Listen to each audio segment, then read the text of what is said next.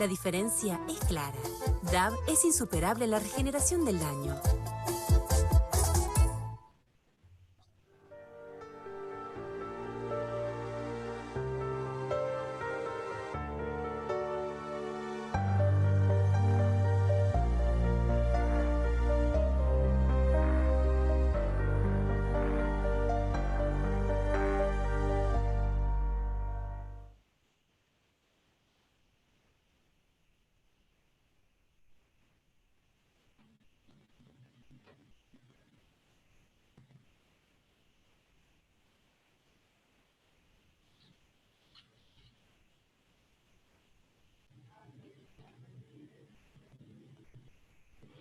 ¿Cómo están? Pero muy buenas tardes. Bienvenidos y bienvenidas a cada uno de los asistentes que tenemos a lo largo y a lo ancho de todo lo que es la región centro, región Cuyo y todo el país, norte, sur, este, oeste, y por supuesto aquellos que están asistiendo a lo que va a ser este encuentro en instantes nada más, con uno de los oradores más queridos, más buscados en los últimos tiempos, porque vamos a estar abordando un tema tan importante que es aprendizajes para la vida después de la pandemia. En esta pandemia que estamos transitando, en esta pandemia que estamos enfrentando, que estamos viviendo, que estamos aprendiendo realmente. Bueno, queremos agradecer a DAB que nos acompañe, que auspicia, por supuesto, este gran encuentro que estamos teniendo a nivel virtual, que es precisamente parte de lo que obligó, llevó y nos puso de manifiesto este famoso coronavirus, este COVID-19, que nos trae muchas cosas. Creo que más allá de la angustia, de no poder abrazarnos, de no poder tocarnos, de no poder encontrarnos físicamente, también tenemos que pararnos en un lugar en donde seguramente vamos a traer cosas positivas. Y por eso esta charla, por eso este encuentro auspiciado por DAB, agradecerle también a Droguería del Sud en su 70 aniversario que está acompañando y por supuesto a GPS Pharma que invita a este encuentro y a esta reflexión. Él está del otro lado, pero quiero presentarlo antes y tomarme ese atrevimiento periodísticamente hablando, porque siempre decimos que hay personas que nos inspiran, hay personas que en este tiempo de pandemia, que nos sentamos al frente de la computadora, del celular, descubrimos a nuevas personalidades, nuevos referentes que vienen hace muchos años trabajando, pero podemos saborearlos y disfrutarlos más. ¿Por qué? Porque siempre tienen algo nuevo para decir y siempre tienen algo de lo cual podemos aprender. Él es licenciado en Economía, recibió el premio CONEX a la Innovación en 2018, también tiene un currículum impresionante, ¿no? Pero rescato de esto, licenciado en Economía, graduado con medalla de oro de la Universidad de San Andrés, personalidad destacada de la ciudad de Buenos Aires, mención de honor, también ha recibido, y por supuesto, un tecnólogo y emprendedor que siempre tiene estas palabras que nosotros vamos a tomar en nuestro anotador y que les puedo asegurar que es un disparador, un antes y un después, para comprender qué podemos traer, qué aprendizaje podemos tener de la vida después que pase esta pandemia. Santiago Bilinkis, con este fuerte aplauso así virtual, te damos la bienvenida. Un placer saludarte. ¿Cómo estás? ¿Cómo estás, Alejandra? Muchas gracias por el saludo y por las lindas palabras que dijiste acerca de mí para presentarme. ¿Se me escucha bien? Porque yo te escuchaba un poquito entrecortado. Antes te escuchaba bien fuera de cámara y ahora en cámara se escuchaba un poco cortado. O sea, ¿a mí me escuchan bien? Entrecortado, yo te escucho muy, pero muy bien. Ya vamos a preguntarle a Ceci. Yo te escucho bárbaro, así que lo importante es que te queremos escuchar a vos, Santi. Ok, perfecto, excelente. Bueno, les voy a compartir mi pantalla para poder empezar la presentación. La idea, como decía, es hablar de la vida después de la pandemia. Y bueno, antes que nada quiero agradecer a Droguería del Sud y a GPS Pharma por esta oportunidad de hablarles el día de hoy. Estamos claramente viviendo un momento muy difícil, un momento histórico en el sentido de que hay pocas ocasiones en la vida en las que uno sabe que lo que está viviendo va a ser parte de los libros de historia, y esta es una de ellas. Es un momento tremendamente difícil y a la vez yo creo que es una oportunidad genial. Una oportunidad que realmente sería una pena tremenda dejar escapar.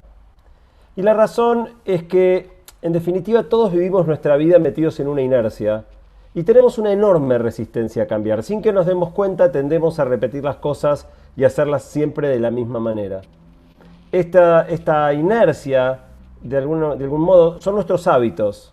Y casi todas las cosas que hacemos diariamente no son producto de una decisión consciente, sino de esta repetición casi compulsiva de nuestras costumbres cotidianas. Lo que la pandemia hizo fue hacer añicos nuestra rutina. Fue detener todos nuestros hábitos. Y detener un hábito lo hace visible. Detener un hábito convierte de nuevo una compulsión o un hecho irreflexivo otra vez en una oportunidad de decidir y pensar cómo queremos hacer las cosas. A mí me gusta mucho para pensar la situación actual la metáfora de una vela, perdón. En la vela, la cera es relativamente rígida, pero cuando uno enciende la vela, el calor la vuelve flexible. Y de alguna manera eso es lo que hizo el COVID con nuestra vida. Montones de cosas que eran rígidas, de repente tuvieron que volverse flexibles. Montones de cosas que no cambiaban, repentinamente tuvieron que cambiar. Hoy me preguntan mucho, ¿qué va a pasar el día después? ¿Cómo va a ser el día después? Y lamento decirles que no tengo la menor idea, no sé cómo va a ser el día después. Pero mucho más interesante que pensar cómo va a ser ese día después, me parece la pregunta de ¿cómo queremos que sea? Porque la pregunta cómo va a ser nos ubica por afuera, como si no tuviéramos nada que ver con la construcción de ese futuro. La pregunta cómo queremos que sea nos convierte en actores, nos convierte en decisores que podemos usar esta flexibilidad momentánea que montones de cosas en el mundo tienen para poder cambiar el rumbo de los acontecimientos en nuestra vida, en nuestra familia, en nuestras compañías. Por supuesto que hay cosas en este mundo que están fuera de nuestro alcance. No depende de nosotros alterar el equilibrio geopolítico entre Estados Unidos y Rusia. Pero en la gran mayoría de las cosas que son importantes para nosotros, el futuro no está escrito. El futuro dependerá de las decisiones que vayamos tomando. Para pensar esta situación insólita de reset, fíjense que el proceso normal de gestación de una vacuna solía tomar 10 a 15 años. En este momento tenemos 10 candidatos posibles a vacunas contra el COVID en apenas 7 meses.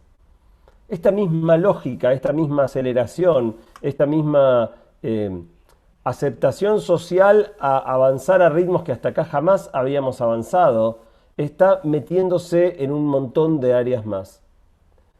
Decía que la cuarentena nos obligó a cambiar y forzados a cambiar, aparecen un montón de cambios que eran imprescindibles, pero estaban trabados. Y de alguna manera lo que hicimos fue quebrar esa inercia. Piensen por un momento en el e-commerce. ¿Cuán trabado estaba en la Argentina el hecho de que las compras pudieran hacerse de manera virtual, el hecho de que los mecanismos de pago electrónicos fueran aceptados? Una vez más, pasó más en pocos meses de lo que había pasado en la última década. Hoy hasta muchos comercios pequeños que no tenían montado una operación de entrega tuvieron que dar el salto, recibir pedidos por WhatsApp. E-commerce no se trata necesariamente de tener una super página web y ser Amazon. Es poder atender a los clientes de una manera que no sea simplemente con la presencia física en un local y tener después la logística montada, aunque sea de manera precaria, para atender esa demanda. Un segundo área que tuvo una transformación extraordinaria, todos aquellos de ustedes que tengan hijos o nietos o estén estudiando, lo habrán experimentado, es la educación. Si yo les hubiera dicho en marzo de este año que 2 semanas después prácticamente todos los chicos de la Argentina iban a estar escolarizados a través de plataformas electrónicas y estudiando desde su casa, nadie me lo hubiera creído. Porque el inicio del ciclo lectivo 2019 no solo fue igual al del 2018, fue igual al de 2010, fue igual al de 2000, fue igual al de 1920. En definitiva, la educación estaba completamente estancada y no lográbamos que ninguno de los avances tecnológicos y metodológicos terminara de impactar en las aulas. Y de repente todo cambió.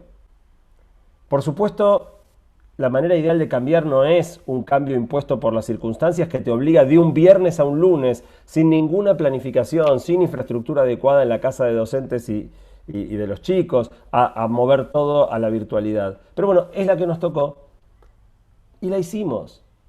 No solo hoy tenemos un porcentaje muy alto de continuidad escolar a través de plataformas electrónicas, sino que en el proceso pasaron un montón de cosas muy interesantes.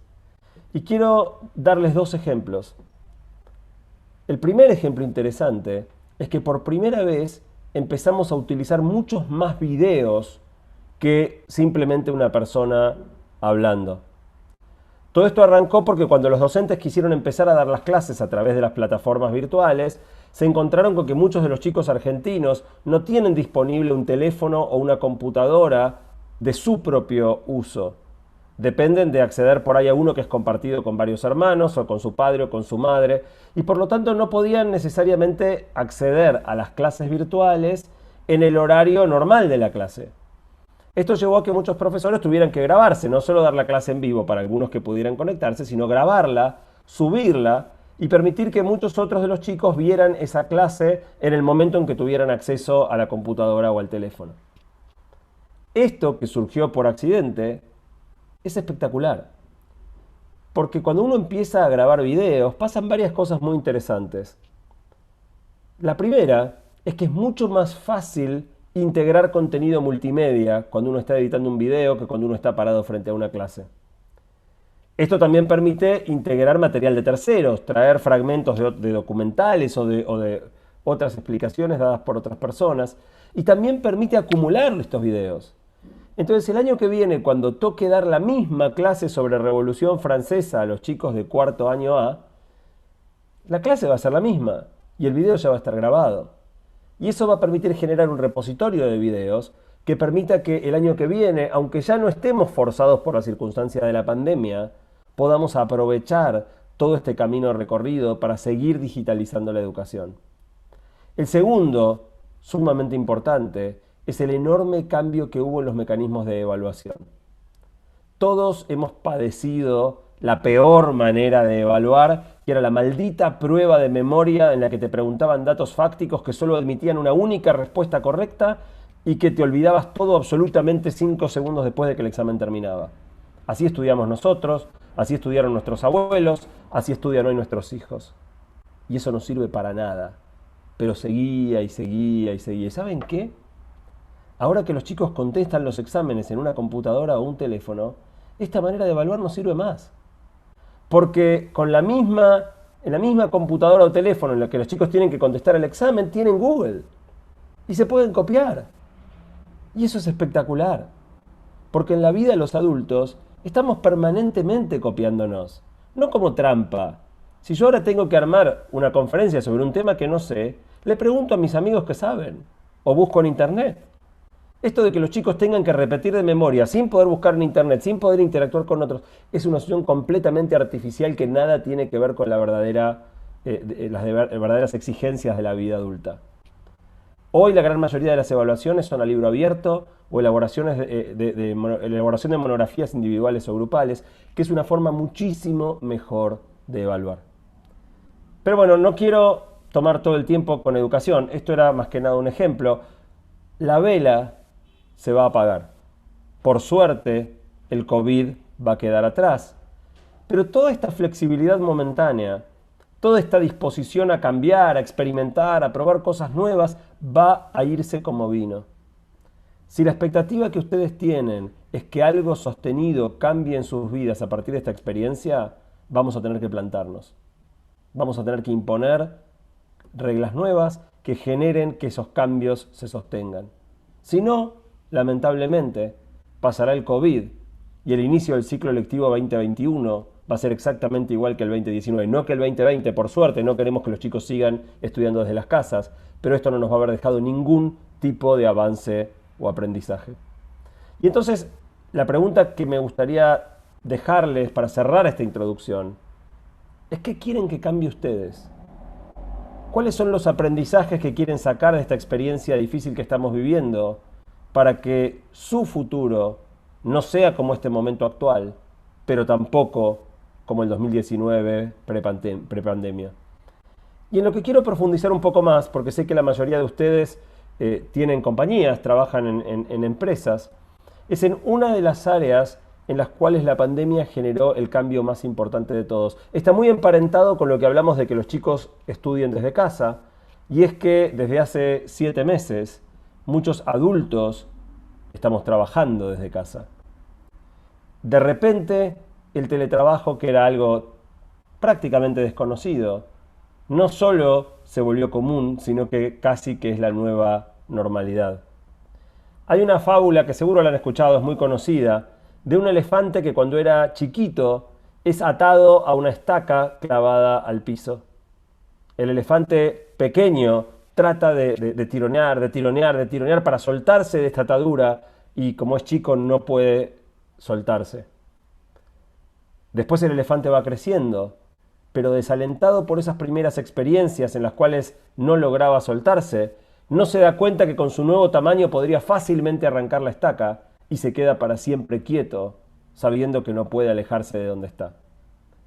Algo muy parecido es lo que pasó con el teletrabajo. Imagínense que hasta hace 20 años, sin internet, sin banda ancha en los hogares, sin software de videoconferencia, sin herramientas colaborativas de software, teletrabajar era imposible. Tan imposible como para el elefantito soltarse de la estaca. Pero las cosas cambiaron.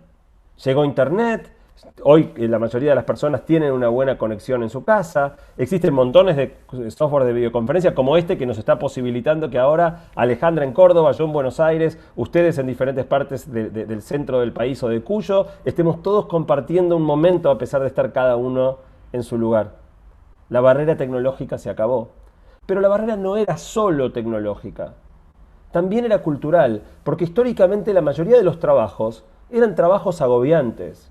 Eran trabajos físicos, eran trabajos repetitivos, rutinarios, donde se usaba mucho el cuerpo y muy poco la cabeza.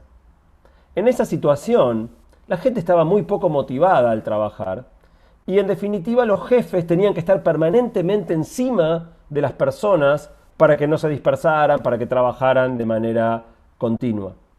Esto generó un montón de prácticas laborales, jefes autoritarios, marcar horarios, toda clase de controles para obligar a la gente a trabajar. El dicho, el ojo del amo engorda al ganado, resume esto, ¿no? ¿Cómo podríamos teletrabajar? ¿Cómo podrías controlar y presionar a las personas si no las tenés adelante tuyo? Pero en los últimos años, la manera de trabajar de la mayoría de la gente cambió. Hoy ya no hacemos casi trabajo físico, y la mayor parte de nuestro trabajo es trabajo mental, sea atender clientes en un negocio, sea hacer planificación financiera de esa misma empresa. Y cuando uno hace trabajo mental, gritarle que se apure, controlarlo mirando por arriba del hombro, todo eso reduce la productividad en vez de aumentarla. Lo peor que uno puede hacer cuando quiere que alguien trabaje haciendo un trabajo intelectual es ponerle presión y gritarle. Pero nosotros todavía no cambiamos. Y la mayoría de las personas y las empresas seguimos con estos dos hábitos, seguimos atados a la estaca porque teletrabajar tecnológicamente era imposible y porque desconfiamos de las personas para hacer sus trabajos si no están siendo permanentemente presionadas y supervisadas. Cuando empezó el fenómeno forzado del teletrabajo, yo decidí hacer una investigación y armé una investigación por más de 4.000 personas. Antes de la pandemia, 7 de cada 10 creían que trabajando en nuestras casas la productividad iba a bajar. ¿Quién iba a querer entonces implementar un programa de teletrabajo si la conclusión prácticamente segura es que todo iba a estar peor? Pero de nuevo apareció el COVID. Y la cuarentena nos obligó a hacer este experimento rarísimo de probar qué pasa si gran parte de la gente trabaja desde sus hogares. Y tuvimos que hacerlo igual que con las escuelas, de un minuto para el otro, sin preparación, sin equipamiento, sin disposición de espacio o de otras herramientas en las casas de los trabajadores, ni herramientas en la empresa, con los chicos en casa porque no están yendo a la escuela, en una transición absolutamente forzada y rápida, llena de dificultades. Y no les quiero negar que no es ideal trabajar en nuestras casas con los chicos, teniendo que limpiar todas las cosas con alcohol al 70%. Vivir en una pandemia no es fácil. No sé si han visto una foto que a mí me resultó muy simpática, que circuló en las redes ayer, donde una mujer en Estados Unidos acababa de dar una entrevista para la CNN mundial. Puede mirarla ella en su presentación, muy arregladita con su saquito amarillo y su cuarto muy ordenado con el sillón y los cuadritos para encuadrar esa escena. Ella terminó su entrevista con la CNN y un rato después decidió subir esta foto.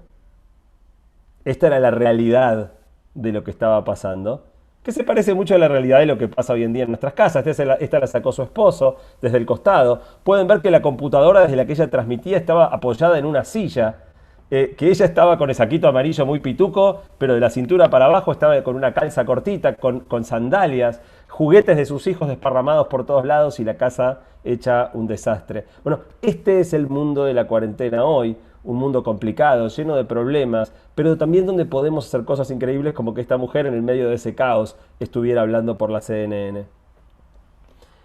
Lo cierto es que en este proceso repentino de teletrabajo nos llevamos una sorpresa enorme.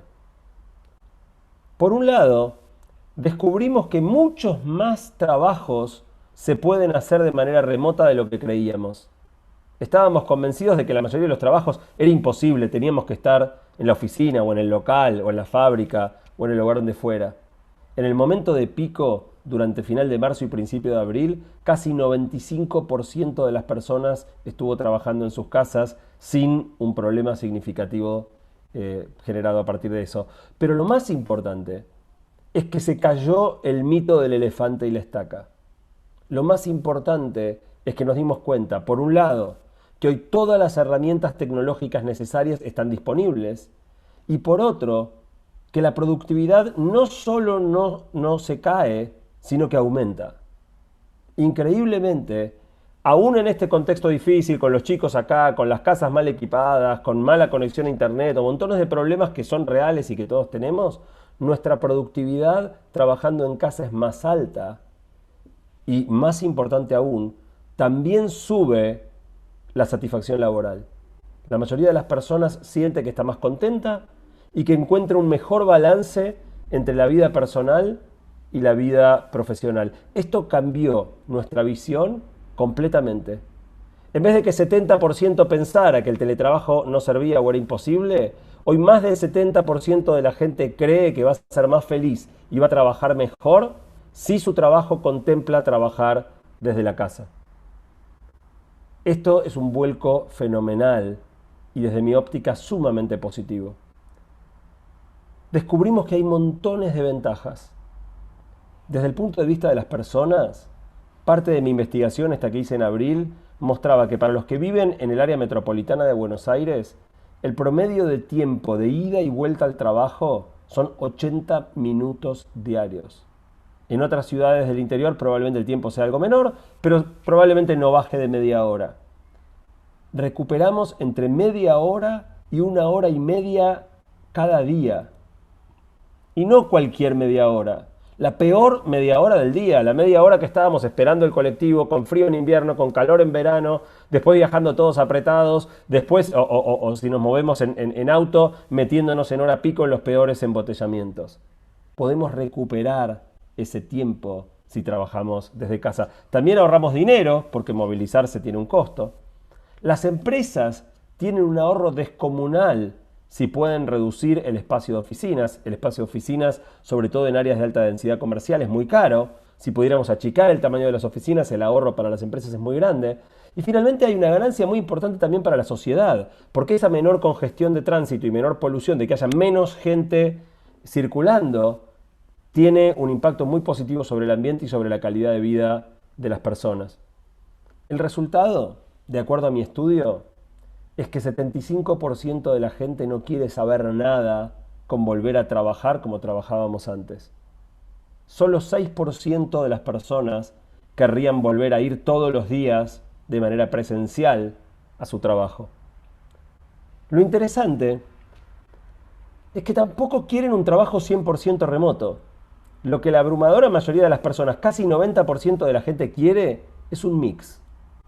Es una modalidad híbrida en la cual 2 o 3 días trabaje desde su casa y 2 o 3 días vaya a la oficina, fábrica, local o cualquiera que sea el lugar de trabajo. Como esto es positivo para las personas, es positivo para las empresas y es positivo para la sociedad, todo indica que este es un cambio que llegó para quedarse. Y aunque no vaya a pasar quizá de la noche a la mañana, porque hay muchos cambios que hacer en la organización de las empresas, incluso cambios regulatorios que se vienen discutiendo, yo estoy convencido de que esta situación prepandemia en la que todo el mundo se levantaba a las 7:30, llevaba a los chicos al colegio, se subía a un colectivo, a un subte o a un auto, iba a la oficina, se quedaba todo el día ahí hasta las 6:30, 7 de la tarde, salía y desandaba el camión, eso se va a convertir en algo del pasado. Y ya las empresas más vanguardistas están marcando el camino. En Estados Unidos, empresas como Google, Facebook o Twitter ya le anunciaron a sus empleados que van a tener una modalidad flexible como la que vengo describiendo de ahora en más y para siempre, independientemente del momento en que bajen los casos de COVID. Y tal vez ustedes estén pensando, bueno, Santiago, me estás hablando de las mejores compañías de tecnología del mundo en Silicon Valley. En Argentina también. En Argentina también hay compañías como Banco Santander o como Toyota, o sea, empresas financieras que suelen ser conservadoras o automotrices, empresas industriales que ya tienen en su plan de mediano plazo entre 40 y 50% de las posiciones trabajando de manera remota. Igual lo interesante es que al migrar a la modalidad remota, de lo que se trata no es de que a partir de, no sé, marzo del año que viene, la mitad de la gente va a la oficina todos los días y la mitad no va nunca. Justamente lo interesante es que lo que se remotiza no son personas, son tareas. Entonces, si uno mira el puesto de cada persona, qué tareas incluye, podemos llegar a la conclusión de que hay algunos puestos que son cero remotizables, habrá algunos pocos que todo requiere presencia, habrá algunos pocos que nada requiere presencia, son 100% remotizables, pero la gran mayoría van a estar en el medio. 20% de presencialidad, 40, 60, 80. Eso nos va a permitir armar un mix donde la oficina tenga la mitad del tamaño, cada día vaya la mitad de la gente, pero no es siempre la misma gente. Todos vamos algún día en la semana o dos, y eso hace que siempre haya un grupo diferente de personas trabajando. Eso yo creo que es el futuro que se viene y que quizá para nosotros que somos más grandes puede resultar incómodo, requiere una adaptación. Los chicos que están formándose, integrándose al mercado laboral ahora, estos nativos digitales que manejan la tecnología a la perfección, mucho mejor que nosotros, no van a concebir esta idea de que haya que ir todos los días a trabajar a la misma hora, al mismo lugar, del mismo modo. Para hacer esta transición bien, hay mucho que aprender, porque no sabemos teletrabajar. Y lo que quiero hacer en el próximo ratito es compartir con ustedes algunas ideas que incluso les van a servir porque todavía nos quedan algunos meses de relativo aislamiento para que puedan trabajar mejor en estos meses que nos quedan hasta que termine la pandemia, pero también para que puedan preparar sus organizaciones, sus empresas, su gente para poder trabajar de manera efectiva en el mundo que se viene hacia adelante. Vamos a hablar de varios temas, pero lo que van a encontrar es que una y otra vez el tema fundamental es que lo que está genial del trabajo remoto es la flexibilidad. Pero lo que puede hacer que todo se arruine es precisamente el exceso de flexibilidad. El gran desafío que nos vamos a encontrar es construir un equilibrio. La primera clave para trabajar de manera efectiva desde nuestras casas es contar con un lugar adecuado. Y acá ya empezamos con el tema de la flexibilidad, porque algo lindo de trabajar desde casa es que si querés un día podés trabajar desde la cama, si el día está lindo podés trabajar desde el balcón o si tenés una terraza, incluso irte afuera de tu casa y trabajar desde un parque o desde un espacio de coworking o tomando un cafecito en un bar. Pero una vez que el teletrabajo ya no es algo excepcional, sino algo que vas a hacer de manera permanente, estos gustitos te los podés dar de vez en cuando. Está buena la flexibilidad, eso es lo que es lindo del teletrabajo, pero no pueden convertirse en la regla. Tenés que tener un espacio de trabajo en tu casa, en el cual vas a trabajar la mayor parte de los días, equipado y acondicionado de una manera razonablemente similar a las comodidades que contarías en una oficina.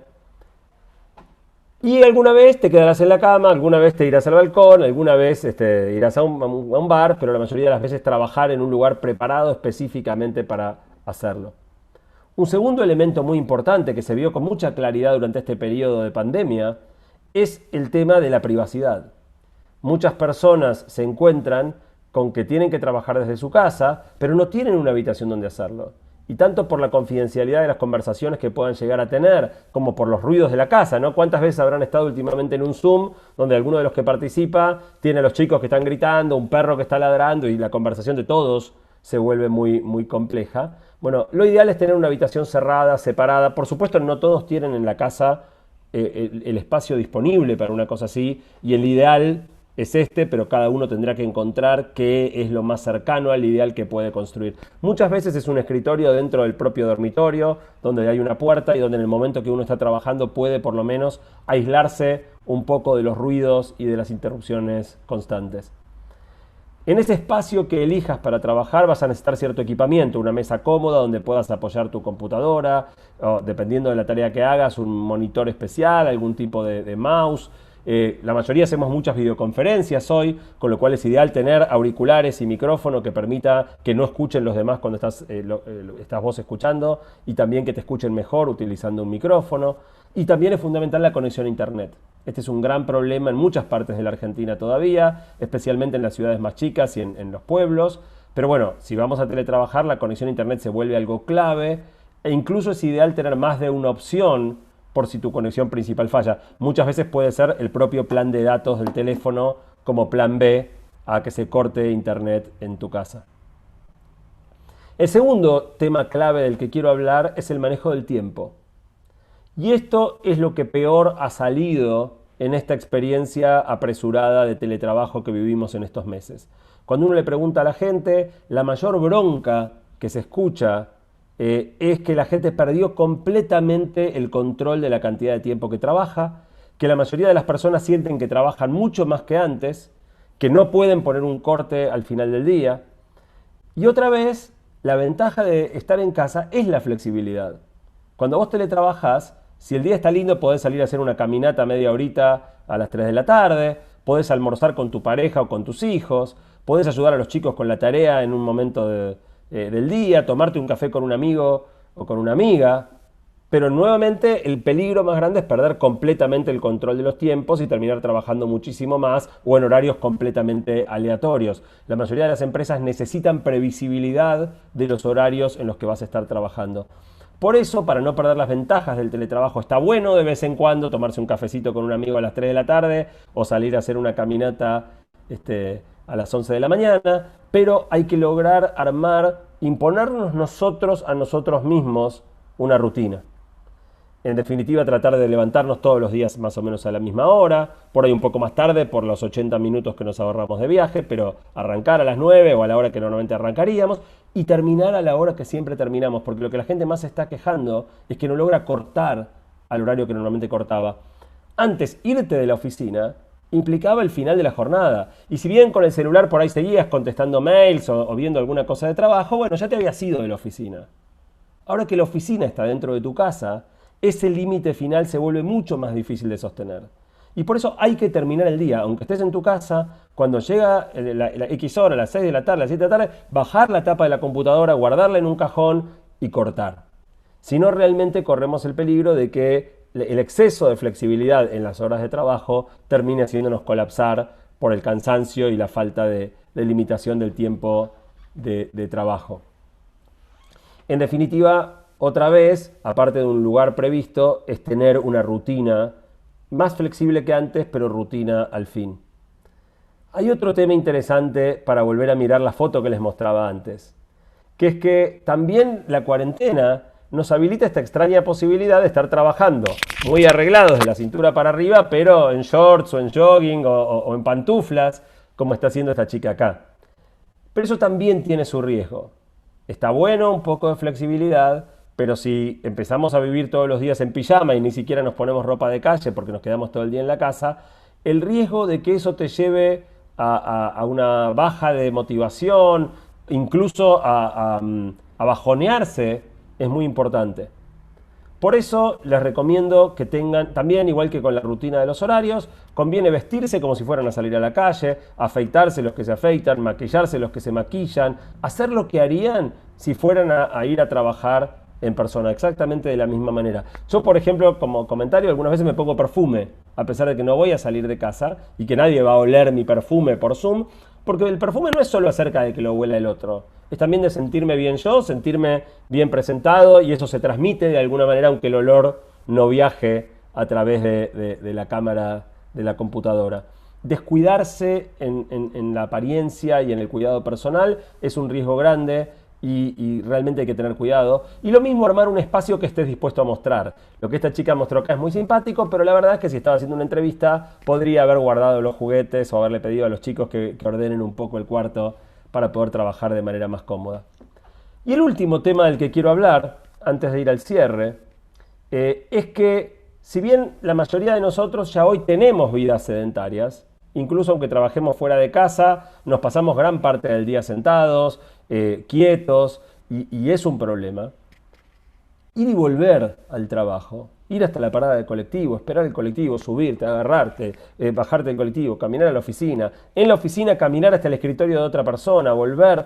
Nos movemos poco, pero nos movemos algo. El riesgo trabajando en casa es realmente que tu nivel de actividad puede irse a nada. Podés realmente levantarte, arrancar a las 9, sentarte y levantarte a las 7 de la tarde sin haber movido un solo músculo. Y por eso al teletrabajar se hace fundamental también tener mucho más cuidado con la actividad física.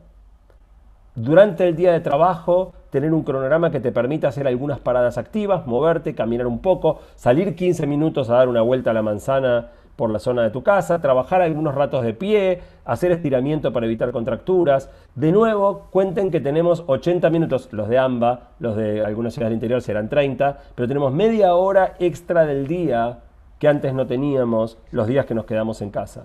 Ese puede ser el rato para aprovechar y hacer esta actividad física para evitar realmente un sedentarismo muy extremo. Es muy famoso que Steve Jobs, el fundador de Apple, muchas veces hacía sus reuniones caminando. Entonces, ahora no se puede porque hay que mantener la distancia, pero cuando esto se supere y el teletrabajo continúe, muchas de las reuniones por ahí, en vez de sentarse en una sala de reuniones, puedan ser, bueno, hagamos una reunión mientras vamos caminando. Finalmente, esto requiere un cambio que va más allá de la decisión de cada individuo, requiere cambios organizacionales, cambios culturales, cambios metodológicos. Las empresas no están preparadas para esta nueva mentalidad. Para que el trabajo remoto funcione, es esencial terminar de cambiar nuestra mentalidad, de evaluar a la gente por el cumplimiento de los horarios, a evaluar a la gente por el cumplimiento de sus objetivos. Y esto es un cambio cultural enorme, que a muchas personas formadas a la antigua, muchas personas que tienen ya desde hace años una impronta muy controladora, muy de estar mirando a qué hora llegaste, a qué hora te fuiste, y que si estás 5 minutos más tomando un café, salir de eso y empezar a mirar a las personas por la contribución que hacen y no por el manejo de los tiempos, es un cambio muy difícil de lograr. Incluso porque hablábamos de la dificultad que representa controlar los propios tiempos para el que está teletrabajando.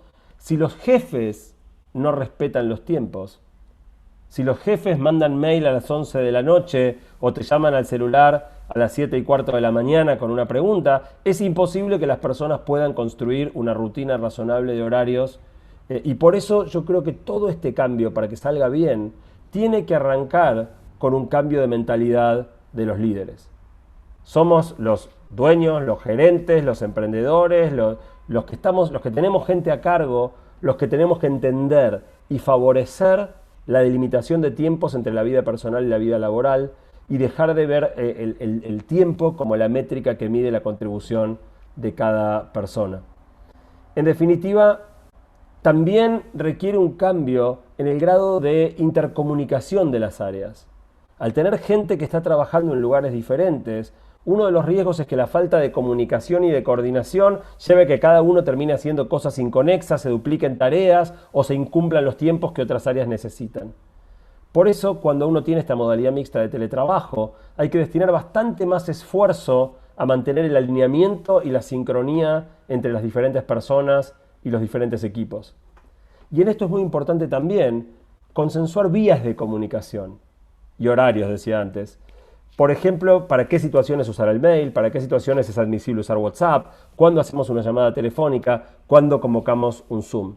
Hay ciertas cosas que funcionan mejor por mail, que deja todo documentado, otras para los que es importante el tono de la voz y mejor aunque no quede documentado decirlo y que te vean la cara mientras estás hablando.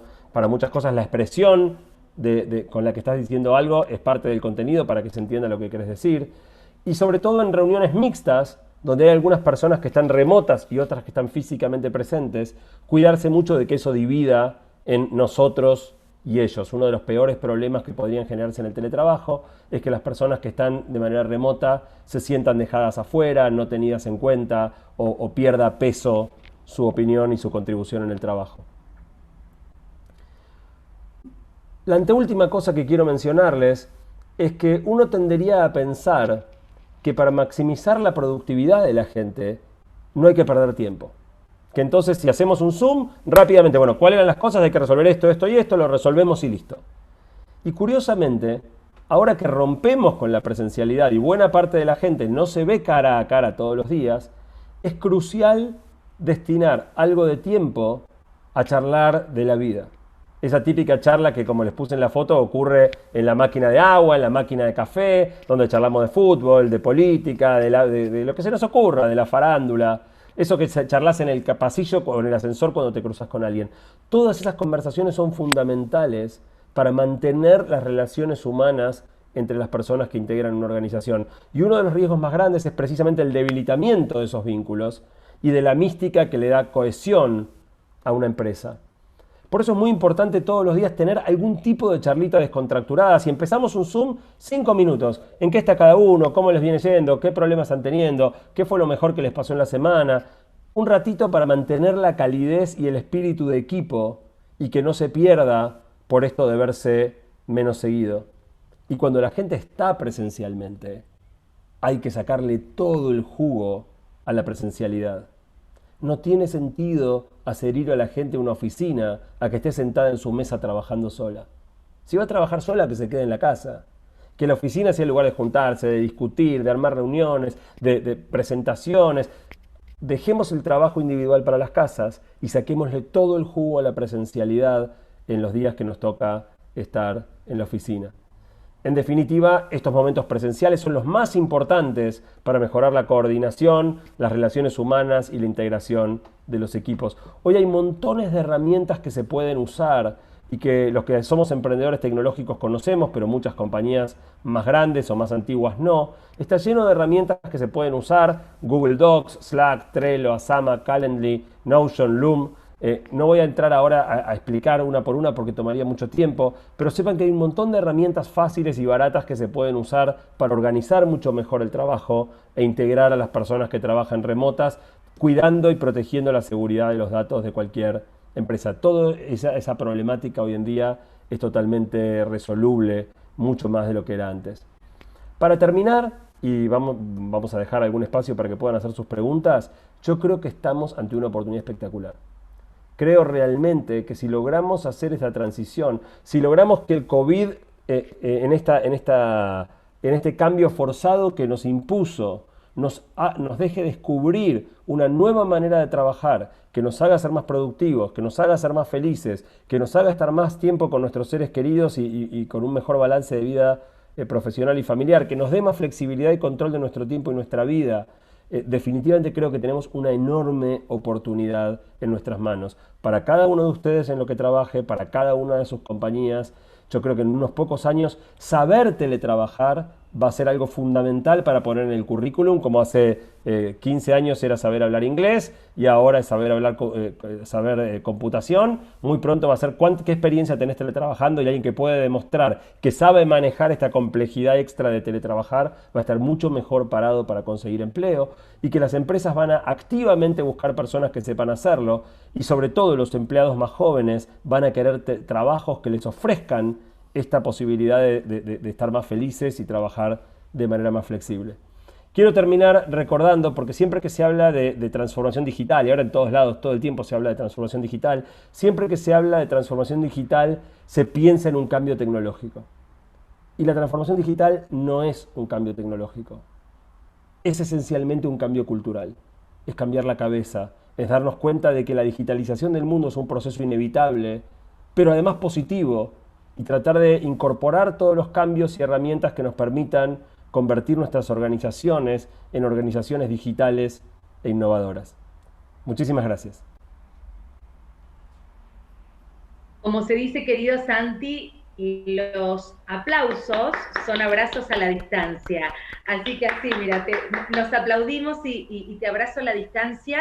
La verdad que es impresionante la cantidad de mensajes, por supuesto, merecen el agradecimiento. Excelente charla, dinámica, clara, útil, dice Victoria Sánchez. Bueno, excelente, espero que quede guardado, por supuesto que va a quedar guardado esta charla y todos estos conceptos en un marco nuevo de la vida, Santi, ¿no? Y recién vos decías esto de hacerse el espacio. Marcos nos escribe, por ejemplo, siento que estoy tratando de acomodarme, pero ¿por qué esa sensación de angustia aún que no puedo superar, Santiago? A ver, es difícil la pregunta, Marcos, porque depende mucho de situaciones personales, ¿no? O sea, te pongo un ejemplo. A mí esta situación de cuarentena me agarra con hijos adolescentes. Pero, por ejemplo, mis hermanos tienen hijos mucho más chiquitos que yo soy el mayor. Y la situación es totalmente distinta. O sea, yo tengo hijos que no solo no dan trabajo, no hay que bañarlos, no hay que, sino que digo, nos turnamos en las cocinas. Mi hijo mayor cocina mejor que yo, entonces somos 5 para hacer funcionar una casa. Obviamente mi esposa y yo trabajamos más que los chicos, pero ellos aportan mucho. Mi hermana tiene mellizos de 3 años, que son un terremoto y que tienen que estar encerrados y que no pueden ir al colegio y que no pueden verse con sus amigos. Entonces, obviamente la angustia la tenemos todos, no quiero decirte que yo no, porque estamos viviendo un momento muy raro, porque muchas de las cosas que eran nuestros hábitos están interrumpidas, porque extrañamos a nuestros seres queridos, porque conocemos personas que se enfermaron o están enfermas, o tenemos miedo de que se enfermen o de enfermarnos nosotros. Entonces, te diría que si me dijeras que no sentís angustia, me preocuparía, ¿no? O sea, realmente razones para la angustia sobran. Yo lo que traté de hacer hoy no es desconocer la angustia, porque creo que es parte de lo que estamos viviendo inseparable, es tratar de ver el vaso medio lleno. Es tratar de ver que en el medio de toda esta situación tan difícil hay un montón de cosas buenas hoy, pero además potencialmente espectaculares hacia adelante. Y por eso yo empecé diciendo, sería una pena que desperdiciemos esta pandemia. Sería una pena que el 2021 sea como el 2019 y no hayamos aprendido nada. Claro, animarnos a cruzar ese muro, ¿no? Porque creo que la ansiedad, la angustia tiene que ver también con lo desconocido, y esto es desconocido para toda nuestra generación que estamos atravesando esta pandemia. Santiago, soy Mirta, te mando un gran abrazo, fiel admiradora. Los hijos, ¿cómo ayudarlos entre tantas exigencias? Nosotros trabajando, le digo que no a la Play, pero me ven a mí todo el día en la computadora. A ver, esa es una pregunta gigante, gracias Mirta.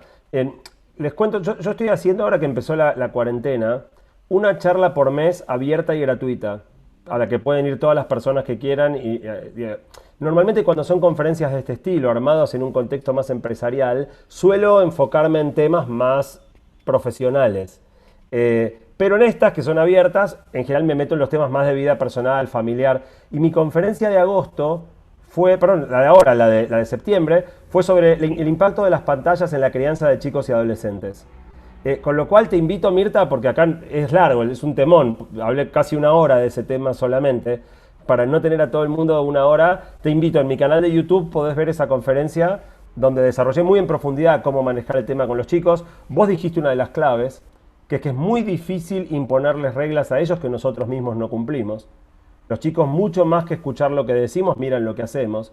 Y si le pones a ellos un límite que vos mismo incumplís, no funciona. Con lo cual es complejo, o sea, requiere... nosotros también estamos adictos a las pantallas y los celulares, no es solo un problema de los chicos. Entonces, manejar nuestra propia relación con las pantallas es el primer paso, y después montar con ellos reglas que sean razonables, que sean ajustadas al tipo de cosas que hacen sus pares, pero sobre todo que entiendan. Uno de los experimentos que yo hago bastante seguido es ir a escuelas a hablar con chicos sobre la adictividad de los celulares, de los videojuegos. Y cuando a los chicos se los explicás, te hablo chicos de 5º, 6º grado y más grandes, ¿no? Pero a partir de los 10 años, cuando a los chicos les explicás, lo entienden perfecto. O sea, de hecho, de esta charla que yo di, que decía la de hace una semana atrás, que hubo casi 3.000 personas escuchando, muchos estaban con sus chicos. La escucharon muchos chicos la charla. Entonces, una cosa que te ofrezco, no sé qué edad tienen tus hijos, Mirta, pero tal vez por ahí que la mires vos o que la mires con ellos. Claro. Si tienen más de 10 años, probablemente les va a resultar bastante interesante. Sí, y me quedo pensando, ¿no? Porque es difícil esa situación, así que le recomendamos que siga esos consejos que son tan prácticos en estos tiempos en donde uno muchas veces se le queman los libros, Santi. Productividad. Mucho se habla, nos enfocamos en esto y nos olvidamos de poner un freno, como bien lo decías. Ayúdame, dice, la tecnología nos puede ayudar a organizarnos, recomendanos algunas app, te estamos viendo, bueno, deben ser varias las que te están viendo, varios, pero allí deja el nombre, es Carolina. Mira, sí, yo las mencioné muy a la pasada, algunas las conocerán, Asana, Trello, Notion, hay un montón, Calendly, cada una sirve para cosas distintas, pero sí, mejoran mucho la productividad. Igual lo más importante, y no sé cuán claro lo dije, es romper la idea de productividad como horas trabajando o como cantidad de, no sé, cuántos formularios cargué en la compu. O sea, realmente hoy con trabajos más mentales, productividad también son esos 15 minutos de caminata que te despejan y que te permiten seguir trabajando mejor. Les voy a contar Bien, una infidencia personal, pero eh, yo, contanos. yo no soy de esos que no saben ni freír un huevo, digamos. No soy de esos que son malísimos en la cocina. Pero tampoco cocino demasiado seguido, qué sé yo, de vez en cuando. No tenía el hábito de cocinar. Ahora con la cuarentena, que nos hemos dividido todas las tareas en la casa y que todos los almuerzos, como los chicos no van al colegio y mi esposa y yo no vamos a trabajar, almorzamos juntos, cada almuerzo son 5 de cada día de la semana, lo prepara uno distinto. Y los miércoles a mí me toca cocinar.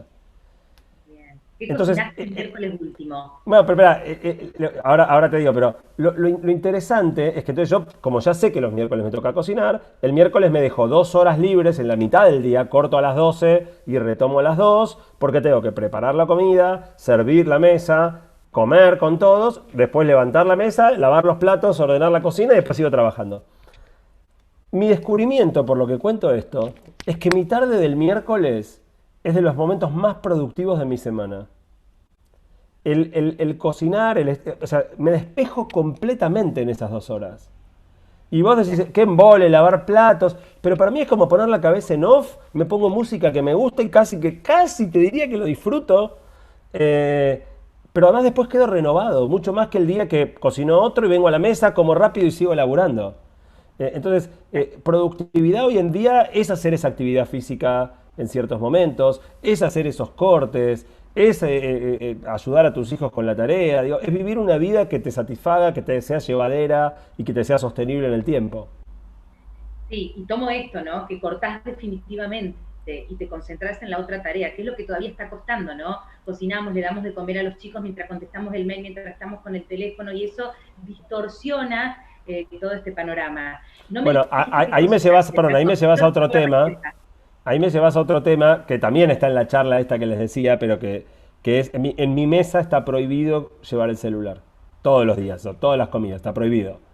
Bien, No digo que se cumpla el 100%, o sea, yo no lo llevo nunca, nunca.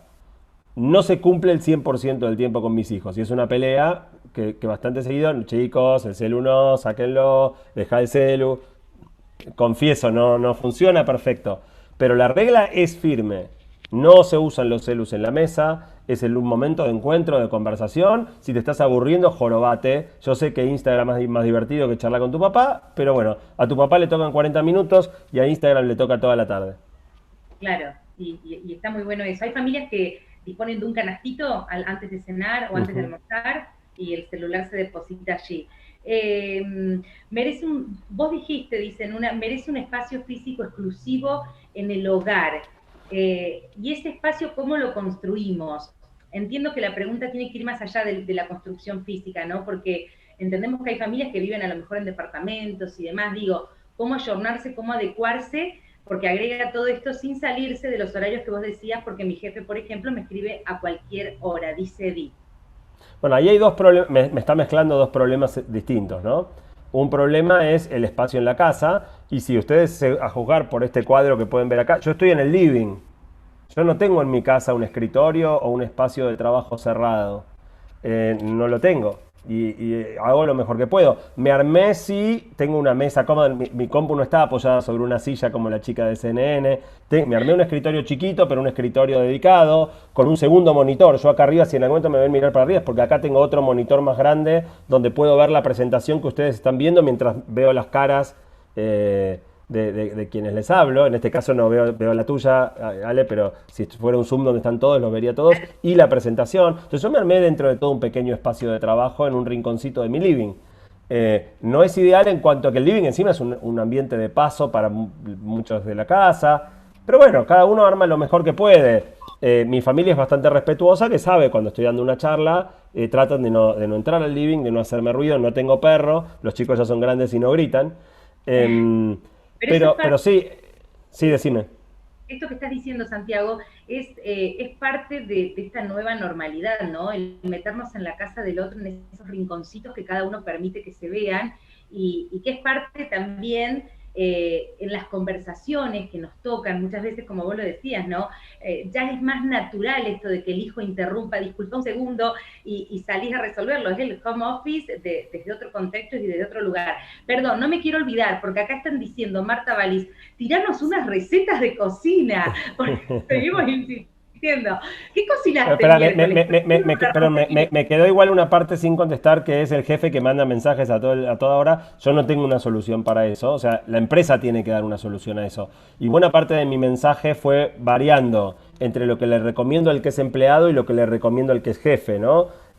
Tal vez a la persona que preguntó esto, un gesto sutil puede ser mandarle este video. Che, mirá qué interesante este video que encontré sobre teletrabajo, a ver si le cae la ficha de que mandar cosas a las 11 de la noche es perjudicial para el empleado, es perjudicial para la organización, y lo único que hace es generar estrés, angustia y no satisfacción laboral y productividad. Tal cual. Ansiedad y... Perdón, ahora sí, pará, antes de que te vayas de nuevo, yo dije, no soy de los que no saben freír un huevo frito, pero tampoco hago cosas tremendamente elaboradas. En general, en casa comemos algún plato más fuerte, o sea, carne, pollo, pescado y ensaladas. Entonces, por ahí una comida mía es, a mí me gusta cortar pepino, rallar zanahoria, o sea, cortar morrón chiquitito, hacer una variedad de ensaladas.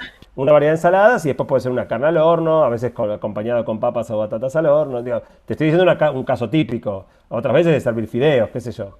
Lo que sí evitamos es el delivery. El delivery es muy excepcional. Tratamos de comer comida hecha en casa. Está bien. Y aparte el cocinar es todo un rito dentro de la familia. Ansiedad y el síndrome del miedo a perderse algo.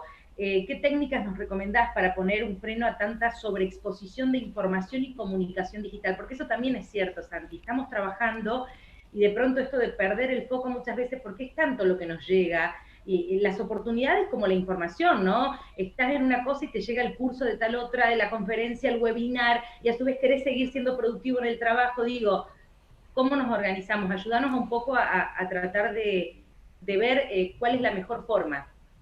Mira, yo les voy a decir un consejo importantísimo y tremendamente antipático. Pero háganme caso, háganlo. Saquen todas las notificaciones del teléfono. Todas. El teléfono no tiene que sonar, no tiene que vibrar, no tiene que prender luces, no tiene que hacer absolutamente nada. Si vos mirás mi teléfono es una pantalla negra, no... Ahora se prendió porque lo agarré, pero nunca vas a ver que prenda las lucecitas, no escuchaste que haga ping, ping en toda la charla, a pesar de que lo tengo acá al lado, no vibra, no hace nada. Yo solo agarro el teléfono para conectarme con el mundo cuando tomé la decisión de interrumpir lo que estoy haciendo, y no porque una notificación me dice, Santi, te estás perdiendo cosas. El propósito de la notificación no es notificarte. El propósito de la notificación es distraerte, es interrumpirte. Es que dejes de hacer cualquier cosa que estuvieras por hacer para que vayas a hacer lo que le conviene a Facebook, YouTube, Instagram, TikTok o la plataforma que sea. Es a propósito, está diseñado para que te pase eso. Y está tremendamente estudiado cómo funciona nuestro cerebro. La persona que hizo la pregunta hablaba del miedo a quedarse afuera o a perderse cosas. Está estudiado. A todos nos pasa la angustia cuando empieza la notificación. ¿Qué me habrán mandado? Fulanito va a pensar que no le estoy contestando. Todo el mundo que me conoce ya sabe que yo no miro el WhatsApp más que 2 veces al día. Entonces, si vos me mandás un WhatsApp, aunque te aparezca online, no te aparezca online, yo contesto cuando es mi momento de dedicarle tiempo a eso, no cuando vos decidiste que yo tengo que interrumpir lo que estoy haciendo porque querés que te conteste un WhatsApp. Y eso te cambia radicalmente el control de tu agenda y de tu tiempo. Sí, sí. Porque de nuevo, la angustia es por diseño. Las apps están diseñadas para generar esa angustia. Bien, qué fuerte esto. Están diseñadas para generar esa angustia y terminamos llegando a la conclusión de que la tecnología no es mala, sino depende del uso que nosotros nos paramos, ¿no? Decidimos nosotros decidimos hasta dónde. Mira, en este momento hay un documental en Netflix sobre este tema que se está hablando muchísimo, se llama El Dilema Social, que tiene como dato gracioso que el contenido es todo lo mismo que yo escribí en mi libro el año pasado. Parece joda. O sea, mi último libro, Guía para sobrevivir al presente, es 100% sobre estas cosas que estamos charlando, de cómo manejar el tema de las redes, nosotros, con los chicos, qué efecto tiene todo el esquema de seguidores y de me gusta sobre la autoestima de las personas y de los adolescentes, cómo manejarse en edades tempranas con las pantallas. Todos estos temas son los temas del libro. Bueno, de todo lo que habla el libro es el documental. Con lo cual, si no tienen ganas de leerse el libro entero, 300 páginas, mírense el documental en Netflix que les va a contar todo lo que yo tenía para decirles en el libro. Bueno, y no lo hice yo. Bueno, pero fíjate lo que yo dije al comienzo sin saber esto. Sos una persona que inspira, así que sentiste orgulloso si se han inspirado en el libro. No. O sea, este es un documental estadounidense hecho por muchos de los tipos más grosos de Silicon Valley. Ni a palos se inspiraron en mí, ¿eh? No estoy tratando ni de insinuar eso. No es el caso. Sí creo que este es un temón del momento actual y que somos muchos los que estamos pensando el tema y llegando a conclusiones parecidas. Claro. Te preguntan, para ir cerrando, algunas preguntas más vamos a ir dejando en el canal de YouTube también. ¿Cuál es tu opinión respecto a la reciente ley de teletrabajo? Dice Mónica Lerda, nos consulta. ¿Cómo? Perdón, se entrecortó y no escuché. ¿Cuál es tu opinión respecto a la reciente ley de teletrabajo? ¿Me escuchás bien allí, Santi? Ahí te escuché, sí. Mira, yo no soy un experto en legislación y mucho menos en legislación laboral, con lo cual me resulta difícil dar una opinión seria. Mirado desde mi desconocimiento, me da la sensación de que es una ley que parte de una mirada muy desconfiada hacia el empleador y que, digamos, detrás de un objetivo correcto, que es proteger al trabajador de posibles abusos, genera muchas trabas, vuelve muy difícil. O sea, la cosa es así: bien ejecutado, el teletrabajo es espectacular para el empleador y para el empleado. Pero la ley asume que el empleador se va a abusar. Y entonces le pone un montón de trabas al empleador para que no se abuse, pero entonces ya deja de ser atractivo, no porque se fuera a abusar, pero porque te genera un montón de riesgos legales que entonces le saca el incentivo al empleador de hacer algo que estaba bueno para los dos. Entonces me parece que el riesgo más grande que tenemos es, en pos de prevenir abusos, que estaba bien, se usó una metodología que va a desalentar a muchas empresas en la posibilidad de armar teletrabajo. Y te voy a dar, si querés con esto cerramos, te voy a dar un ejemplo muy concreto de algo que me preocupa mucho en este punto. Una de las cosas más geniales del teletrabajo es que en gran parte del país los jóvenes se van de sus pueblos o de las ciudades pequeñas para no sacrificar oportunidades laborales, porque las oportunidades laborales que encuentran en Buenos Aires, en Córdoba, en Rosario, en Mendoza, son más importantes que las que por ahí pueden encontrar en un pueblo chico. Con teletrabajo, vos podés permitir que una persona que está en Charata, Chaco, acceda a los mismos puestos de trabajo que una persona que está en Buenos Aires y pueda quedarse y vivir donde quiere vivir. Si hacemos bien esto, puede ser un cambio monumental para los pueblos y las ciudades chicas del interior que puedan acceder a puestos remotos en compañías con un muy buen plan de carrera. ¿Qué tiene la ley de teletrabajo? Tiene una cláusula que, de nuevo, es para prevenir el abuso posible de que el empleador obligue a la persona, diga, andate de la oficina, vos trabajás en tu casa, no aparezcas nunca más por acá. tiene una cláusula que el empleado, a su sola opción, en cualquier momento puede decir, quiero ir a la oficina. Entonces, si vos haces eso, no podés contratar 5 personas en Charata porque no estás planeando abrir una oficina en Charata. Y si uno de los 5 te dice, quiero ir a la oficina, o le tenés que abrir una oficina o lo tenés que despedir e indemnizar. Entonces, este es un buen ejemplo de las cosas que, cuidando algo que podría ser un abuso, podría parecer un empleador que corre a toda la gente de la oficina y los obliga a quedarse en su casa. Me parece una situación rara, pero para prevenir eso, básicamente destruimos la posibilidad de que contrates personas en los lugares donde no tenés oficina. Claro, y eso creo que es algo que merece también todavía seguir profundizando en lo que se está haciendo en este proyecto de ley. Sí, que ya no es proyecto, ya es ley, ¿eh? Ya es ley, pero que ojalá pueda repararse en eso. Ojalá, ojalá. Y fue aprobada por unanimidad, o sea que no hay ningún contenido partidario en criticarla, porque la aprobaron, la votaron todos. Directamente, no hubo rechazo, es cierto, Santi, en eso. Me diste pie para lo que me estabas hablando, dice, excelente charla, COVID-19 se transformó en nuestro gerente de innovación, saquemos lo positivo de esta pandemia y le demos para adelante. Y para cerrar, ¿se puede ser feliz en este tránsito de pandemia que estamos llevando, en este pico que estamos atravesando en la Argentina? ¿Cuál sería tu consejo final para considerar lo que es la felicidad? La felicidad combinado con todo esto, ¿no? La innovación, la tecnología, la vida en sí, Santiago. No quiero desconocer que es un momento difícil, ¿no? Por la angustia respecto de la salud, lo dije un poco al principio, ¿no? La angustia de tener personas cercanas enfermas o haber perdido algún familiar, espero que no, o el miedo a enfermarnos nosotros o nuestros seres queridos. Es un momento complicado y es un momento complicado en lo económico, ¿no? O sea, la recesión es muy producto de haber tenido que dictar una cuarentena tan estricta, es muy fuerte. Veníamos ya en recesión de antes, con lo cual es un momento muy duro. ¿Se puede ser feliz? Yo creo que sí. Yo definitivamente creo que sí, porque si algo terminó de confirmarme a mí esta cuarentena, a pesar de que mi trabajo bajó, a pesar de que, como todos estoy preocupado por la enfermedad y todo, es que lo más importante de mi vida está dentro de las paredes de esta casa.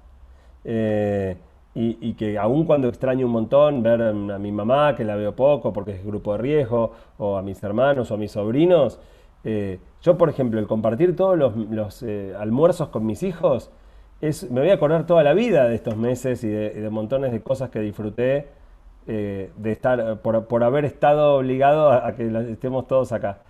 Yo creo que sí, que siempre se puede ver el vaso medio lleno y fue un poco lo que traté de aportar con esta charla. O sea, hay muchas cosas, podríamos haber hablado de la recesión, de cómo ajustarse a la caída de las ventas, que es verdad también. Digo, el medio vaso vacío también está. Mi apuesta es a que veamos todo lo piola que se puede sacar de esto, sin por eso desconocer que hay cosas difíciles que estamos atravesando. Así nuevamente como arrancábamos, aplauso a la distancia, que ese se abrazo